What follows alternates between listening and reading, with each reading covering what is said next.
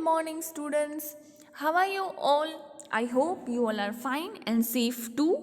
So, students, in our previous video, we have started our chapter that was Chandragupta Maurya, right? Chandragupta age emperor Ashoka के बारे में हमने पढ़ा था। उसके बारे में हमने क्या पढ़ा था, तो उसके बारे में पहले तो हमने पढ़ा था कि उसके फाउंडर कौन थे।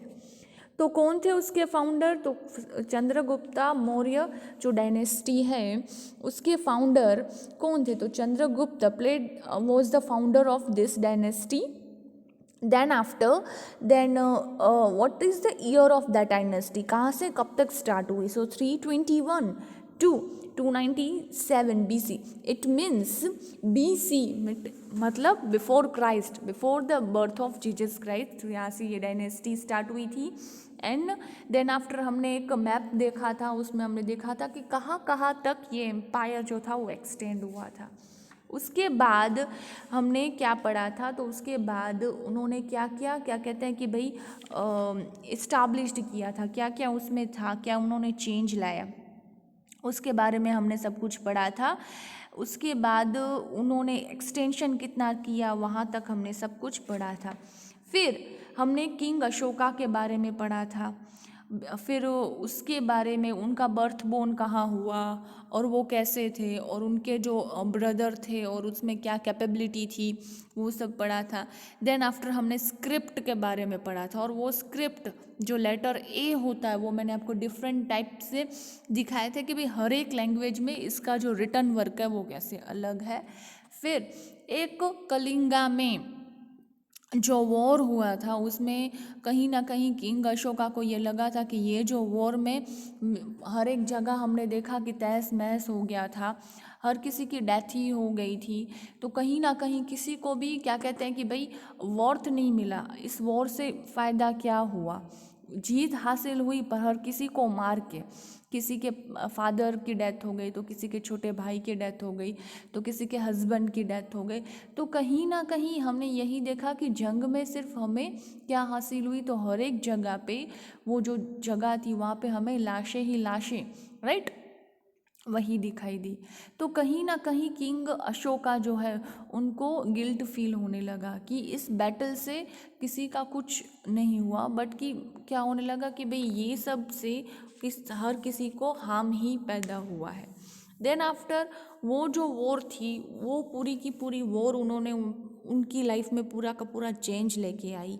देन आफ्टर वो धर्म पे फॉलो करने लगे कि भाई लाइफ में हमें हमेशा धर्म जो है सही चीज़ें हैं वही करनी चाहिए, गलत कुछ भी हमने नहीं करना चाहिए।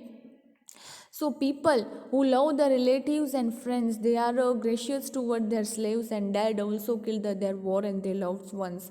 इस चीज़ में हमें यही मिलता है कि अगर वॉर करेंगे तो कहीं ना कहीं क्या होगा कि जो जिससे हम प्यार करते हैं, जो हमारा लव वन है, लाइक फादर मदर भाई बहन कोई भी है, तो इस वॉर में क्या हुआ, कहीं ना कहीं उनको हार्म ही पहुंचा है, किसी को भी खुशी नहीं मिली है। देखो कोई भी चीज़ होती है ना, झगड़ा वगैरह या कुछ भी हो, उससे हमें यही चीज़ मिलती है, नुकसान ही होता है। हम बार बार ये क्यों कहते हैं कि शांति से कोई चीज़ कंप्लीट करो, झगड़े करने से कोई फ़ायदा नहीं होता, शांति रखनी चाहिए, हमें हमेशा सबसे काइंडली बिहेवियर करना चाहिए, किसी से भी हमें एनवी फील नहीं करना चाहिए, या फिर उससे घृणा नहीं करनी चाहिए, या फिर उससे आगे बढ़ने की ये सारी जो होती है कि इसने इतना किया तो मैं से इतना कर दूँ, मैं से इतना कर दूँ, जेलसी में नहीं करना चाहिए। जितना हमसे हो रहा है हमें उस चीज़ में 100% देना चाहिए, आगे हम अपने आप बढ़ते जाएंगे, राइट। तो फिर उन्होंने क्या किया, धर्म जो होता है उनको फॉलो करने लगे, और उसमें उन्होंने यही किया कि ये जो विनिंगफुल जो उनकी वॉर है उसमें कहीं ना कहीं कितने सारे बच्चों के पास फादर है मदर है, उन सबकी कितनी कहीं ना कहीं डेथ हो गई। देन इस वॉर से किंग अशोका की पूरी लाइफ क्या हो गई, चेंज हो गई। फाइन। फिर अगर हम बात करें तो उन्होंने कहीं ना कहीं मैंने आपको बताया था कि भाई इंस्क्रिप्शन में लिखा था, तो ये जो स्टोन है अशोक शिला जो अपने जूनागढ़ में भी है, वहाँ पे भी उन्होंने ये इंस्क्रिप्शन में लिख के गए थे। वहाँ तक हमने सब कुछ कंटिन्यू किया था। अब यहाँ से पढ़ेंगे कि अशोका एज एन अपस्टाइल। अपस्टाइल मतलब क्या होता है? एब्स्टॉल मतलब क्या होता है कि किसी भी कोई भी चीज़ को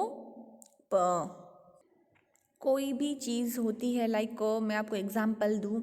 हाँ, वन एग्जांपल इज़ देयर कि हमें सब कुछ छोड़ छाड़ के, राइट, राजा वाजा ये जो थे जैसे कि हेरमेट नहीं बन जाते, और वन टाइप ऑफ दैट कि सब कुछ छोड़ छाड़ के भगवान के में हमें ऐसे पूरे के पूरे लीन हो जाने का, एंड अपना राजपाट सब कुछ होता है वो त्याग कर लेने का, राइट, उसको बोलते हैं like a hermit. It's a similar like a hermit कि भाई ऐसे सेंट नहीं बन जाते हम सब कुछ छोड़ छाड़ के, कुछ भी मोह माया नहीं रखने की, like this. So Ashoka traveled to the Buddhist pilgrim across the country. He propagated Buddhism during his yatra. Ashoka drew inspirations from teaching of Gautam Buddha and showed the path of Dharma to his people. He carved the inscription and pillars, articles at various in his empire to solve the problems of that time. Ashoka set up the religions department. Dharma Mahapatra, appointed as the head of the department, propagated Buddhism among the people and worked to raise their moral standard. It means lastly Ashoka ने क्या किया कि भाई ये सब जो होता है मोह माया, लाइक ये भी यहाँ से भी हासिल कर दूँ, ये स्टेट भी हासिल कर दूँ, ये सब इन्होंने छोड़ छाड़ के जो बुद्धिज़्म धर्म है वो अपनाया। एंड देन आफ्टर उन्होंने क्या किया कि लोगों को उन्होंने जिनसे गौतम बुद्धा से उन्होंने टीचिंग ली, इंस्पिरेशन लिया एंड बुद्धिज़्म धर्म अपनाया।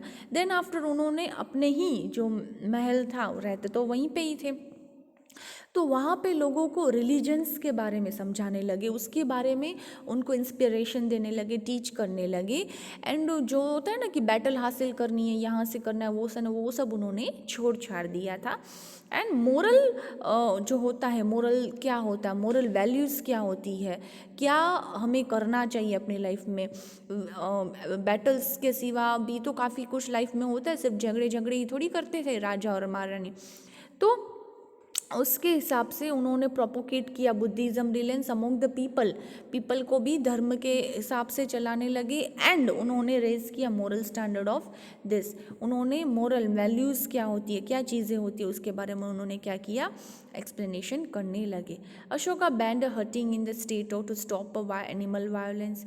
ही emphasised the promotions of the principle of love, compassion, kindness, non violence, virtue etcetera. Along with the sermons, some useful saying were also engraved in the inscription. अगर हम बात करें तो हमने Buddha religion के बारे में पढ़ाई है, तो उसमें क्या था, उसमें यही था ना कि भाई बुद्ध जो गौतम बुद्धा है, इवन दो महावीर स्वामी भी यही बोलते थे कि हंटिंग नहीं करना चाहिए एनिमल्स को। कोई भी जंग के लिए जाओ तो पता है बलि वगैरह चाटते थे, या फिर लोग नॉनवेज भी बहुत खाते हैं, तो उनके हिसाब से क्या था कि ये हमें नहीं करना चाहिए। एंड इट इज़ ट्रू कि हमें ऐसा कुछ नहीं करना चाहिए। तो अशोका ने भी धीरे धीरे यही लोगों को स्टार्ट करवा दिया। एंड इवन दोनों ने अपने स्टेट में एनिमल हंटिंग पे बैन लगवा दिया कि भाई एनिमल हंटिंग नहीं होगी ऐसे। And principle of law, compassion, kindness, non violence, इन सब का क्या ज्ञान, जो मॉरल वैल्यूज़ होती है वो सब लोगों को समझाने लगे। एंड उन्होंने एनकार्व्ड की इंस्क्रिप्शन में, जैसे कि मैंने आपको बोला था कि वो अपनी लैंग्वेज में लिखते थे, जैसे कि लास्ट टाइम हमने प्राकृत लैंग्वेज के ब्राह्मण स्क्रिप्ट के बारे में पढ़ा था, तो वो इंस्क्रिप्शन स्टोन्स वगैरह में या कोई किसी में लिखते थे, उसमें वो मोरल वैल्यूज़ समझाते थे। नाउ उसमें क्या था, message for the people. Message क्या था, मैसेज ये था, ओबे your parents, right, respect the elders, do not kill the animals, spend as little as possible, serve the guru, to be a kind to the women and servants, to give a donation to Brahmins and monks, respect and try to understand principle of other religions, right? What is the message of Ashoka? The message of Ashoka is that first of all is you obey your parents, and you all know that we should obey our parents. हमें हमारे parents को हमेशा respect देनी चाहिए, right. Whatever they are saying हमें उनको follow करना चाहिए, क्योंकि पेरेंट्स हमसे बड़े होते हैं, उन्होंने काफ़ी कुछ देखा हो अपनी लाइफ में, तो वो अपने एक्सपीरियंस के बारे में पेरेंट्स बोलते हैं कि भाई ये नहीं, ये करना चाहिए, तब हमें डिफ़िकल्ट लगता है, राइट, कि every time my parents is telling me you are not writing the homework, you are not doing this, you are not doing this, you are not watching, just now all the parents are telling to the students you are not watching the video that was the lecture is going on and you are not seeing that lecture and etc. हमें ये थोड़ा सा ऐसा लगता है कि नहीं, ये तो हम बोर होते हैं, ये तो पेरेंट्स तो बोलते रहते हैं, बट अगर अभी आपको वो नहीं बोलेंगे तो आगे क्या होगा, आगे आपको जॉब करनी हो या आगे अपना अपना बिजनेस एक्सपांड करना हो, तो एजुकेशन की कितनी वैल्यू है, आपको भी पता है कि एजुकेशन की value day by day increase होती जाती है, पर अगर आप पढ़े लिखे होंगे तो ही तो आपको समझ में आएगा कि कौन सी चीज़ सही है, कौन सी चीज़ गलत है।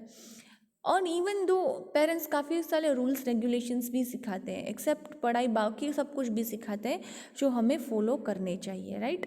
नाउ रिस्पेक्ट द एल्डर्स, हमें हमेशा अपने बड़ों से रिस्पेक्ट करनी चाहिए, किसी से भी तुच्छड़ाई जो होता है, जो वर्ड के भाई तू करके बुलाना नहीं चाहिए, always we should respect to them, आप करके बुलाना चाहिए। एनिमल्स को हमें किल नहीं करना चाहिए। Spend as little as possible, जितना भी लिटल पॉसिबल हो जो भी स्पेंड करो, बट कहीं ना किसी के साथ हमें थोड़ा सा टाइम स्पेंड करना चाहिए, which is like we have to spend the little bit time to the parents also, and your friends, your sisters, your siblings, each and everyone, even to serve the guru, हमेशा अपने गुरु को respect देनी चाहिए। First पहले गुरु आए फिर शिष्य आए, राइट। अभी आप देख के ही होंगे कि फर्स्ट गुरु, जो भी चीज़ होती है, कोई भी क्वेरी वगैरह होती है या कुछ भी हो, या लाइफ में बहुत सारी प्रॉब्लम्स हो जाए, first we have to serve the guru. या कोई भी चीज़ के बारे में, फर्स्ट कोई भी चीज़ हो अपनी लाइफ में, न्यू हो, अप हो, डाउन हो, या कुछ खाने पीने की या कुछ भी जो भी चीज़ हो, first we have to serve the guru, right. Kind to be the women and servants, जैसे कि गौतम बुद्धा ने भी बोला ही था कि इक्वालिटी देनी चाहिए हर एक चीज़ में, जैसा मेन काम करते हैं वैसे भी फीमेल्स होती है तो उनको भी इक्वल, क्योंकि तब के टाइम पे आपको भी पता है कि वुमेन्स को डिसरिस्पेक्ट किया जाता था, तो ऑलवेज वो ऐसे बोलते थे हमें हमेशा वुमेन्स को भी रिस्पेक्ट देनी चाहिए, हमें उनके टू बी काइंड, अच्छा रहना चाहिए। एंड देन सर्वेंट्स, जैसे कि सर्वेंट्स वगैरह होते हैं, काम करते, तो हमें उनके साथ ऐसे बिहेवियर नहीं करना चाहिए कि उनको ऐसे फील हो कि they are just a labour, हमें ऐसे फील उनको नहीं करवाना चाहिए कि वो सर्वेंट है और सर्वेंट के ही काम करेंगे, ऐसे नो डाउट वो वही काम करते हैं, बट हमेशा उनके साथ हमें काइंड बिहेव करना चाहिए। ऊपर जात पात का हमें बिहेवियर नहीं करना चाहिए कि भाई ये तो नीची जात का, ये तो काम ही करेंगे वगैरह, वैसे हमें नहीं करना चाहिए।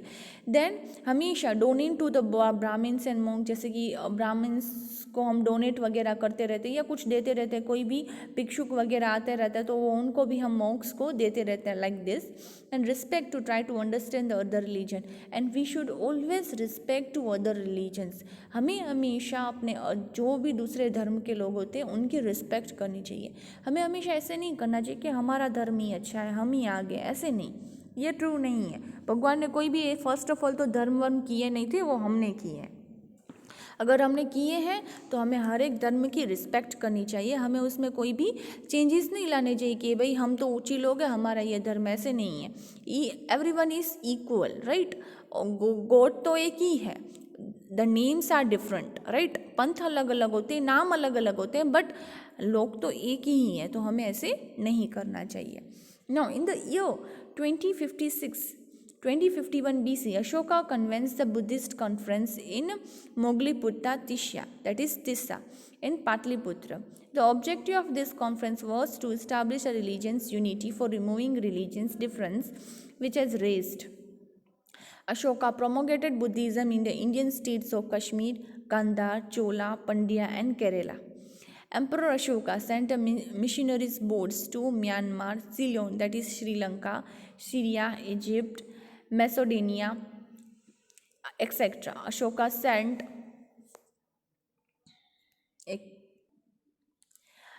his son Mahendra and daughter Sanghamitra to Ceylon to preach Buddhism. Thus, during his reign, Ashoka granted the royalty to the Buddhism. In addition to preaching, Ashoka also performed the public welfare work. He arranged for treatment of human and animals. He got wells dug, planted trees, built roads, and built restrooms.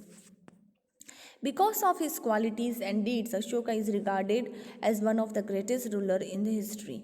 Ashoka emperor died in the 232 BC and ruled for 36 years. Now, अगर हम अशोका के बारे में बात करें तो धीरे धीरे उन्होंने अपने एम्पायर में, जैसे कि मैंने आपको बोला कि धर्म के हाल पे चले गए, ये बैटल करना या यहाँ से इतना सोना हासिल करना, ये सब उन्होंने इतना छोड़ छाड़ के ज़्यादातर उन्होंने क्या किया कि भाई preaching as a moral person बन गए कि धर्म पे लोग चलने लगे। तो उन्होंने क्या किया, पहले तो हर एक जगह पे अपना जो होता है बुद्धिज़्म उसको इस्टाब्लिश किया। देन आफ्टर उसने अपने सन एंड डॉटर को श्रीलंका भेजा, that is Ceylon also which we are saying, and वहाँ पे उन्होंने धर्म बुद्धिज़्म के बारे में प्रीच, उनको कैसे क्या है धर्म क्या होता है उनके बारे में उन्होंने एक्सप्लेनेशन दिया।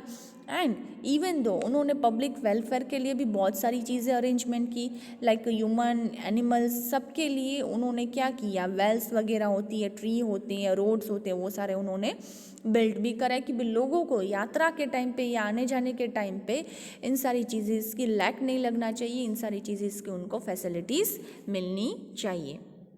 Because of his quality and deeds, Ashoka is regarded as one of the greatest ruler. इनकी क्वालिटी और उनके डीड्स की वजह से अशोका जो है वो ग्रेटेस्ट रूलर माने गए हैं। In the year he ruled over 36 year, उसने कितने साल रूल किया, 36 साल उन्होंने रूल किया। नाउ आप पढ़ेंगे कि भी एडमिनिस्ट्रेटिव सिस्टम क्या थी मौर्यन एरिया में, ठीक है।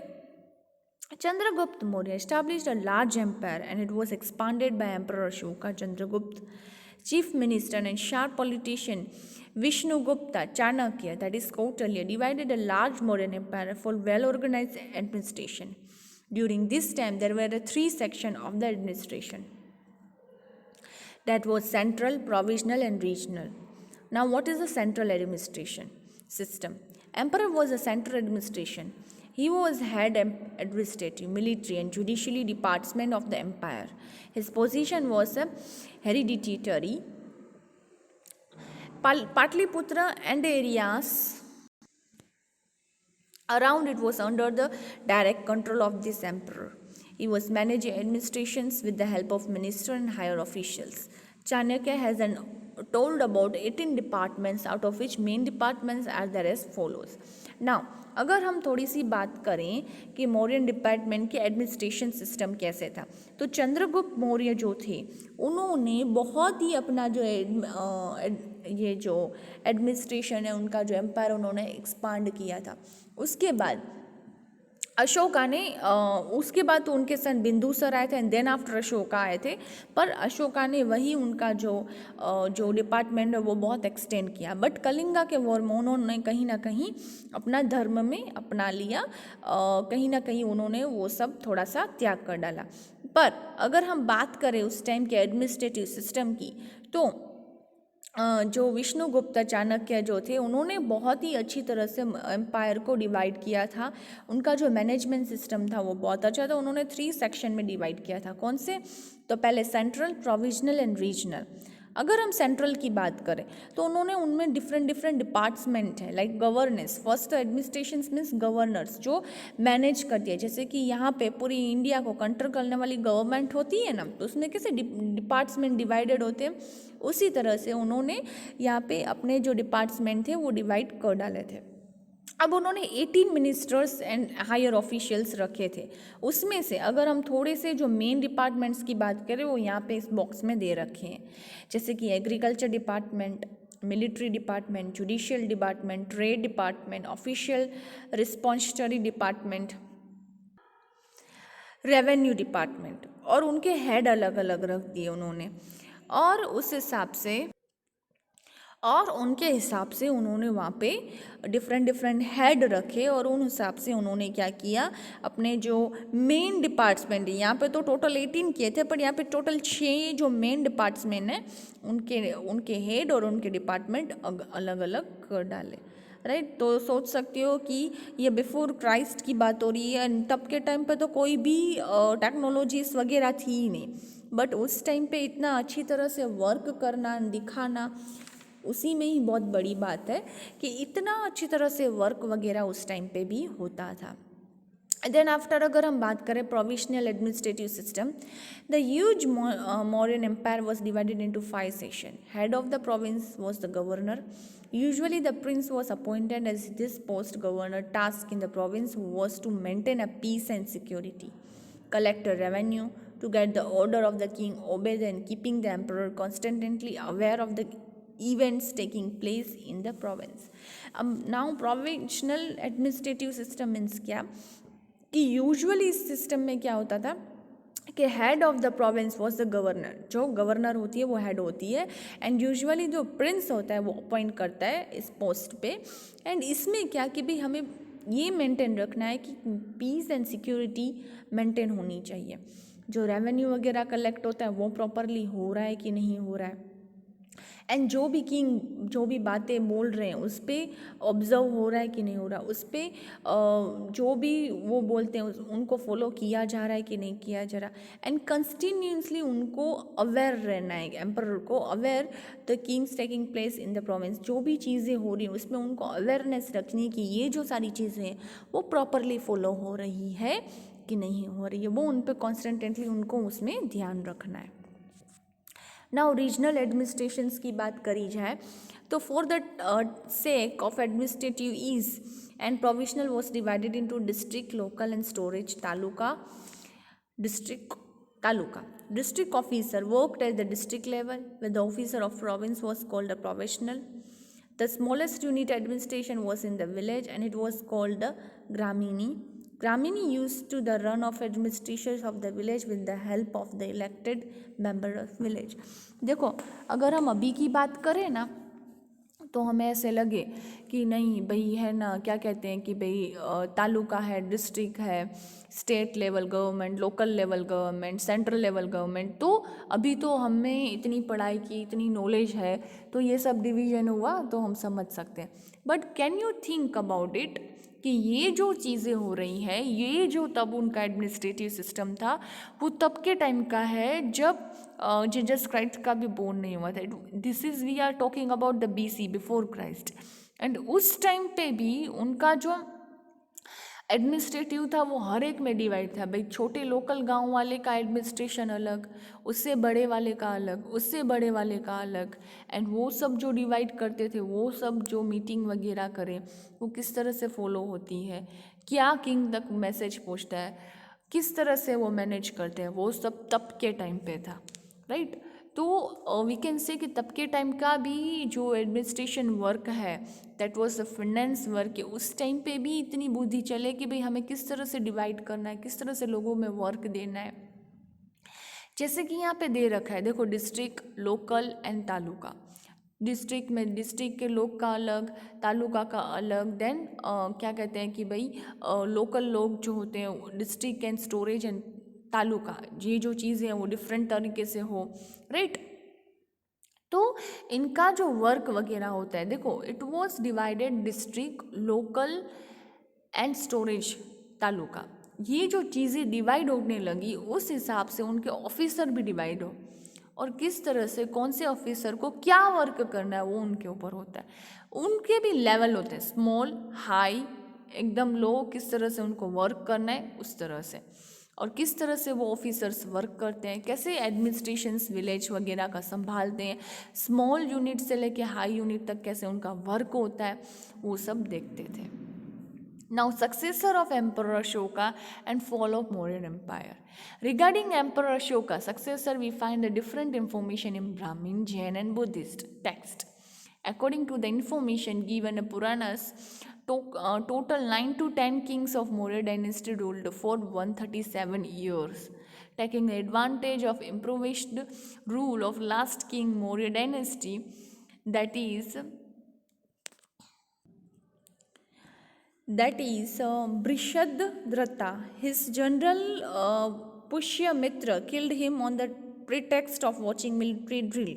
Thus, in 1855 BC, Pushyamitra Shang established a Shang dynasty on the throne of Magad, and Maurya dynasty came to an end. And lastly, कि भाई ये एम्पायर का एंड कैसे हुआ। देखो किसी की भी बिगनिंग होती है तो एंडिंग तो आती है, जैसे कि कोरोना की भी बिगनिंग हुई, उसको भी 1 ईयर कंप्लीट हुआ, बट उसका एंड भी अभी समझ सकते हैं कि भी है ही, पहुँच ही गया है, राइट। तो कोई भी चीज़ की बिगनिंग होती है उसी तरह से उसका एंड भी होता है।